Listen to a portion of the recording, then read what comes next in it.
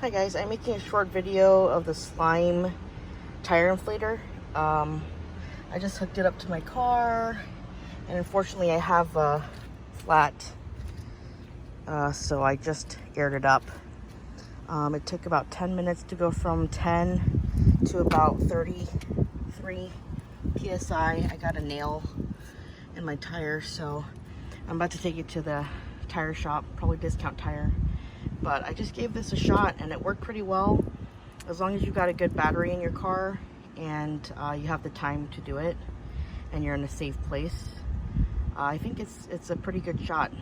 I went to Target and got this for about 25 bucks, and yeah, it's been a lifesaver. I'm about to drive it over to the tire shop and hopefully get a new tire. But yeah, I wanted to show everybody how it works, and basically just hook it up to your car and get the electric port plugged in, and then just turn on this green button and then it'll make a sound like it's pumping. And like I said, it took about 10 minutes, so not too bad.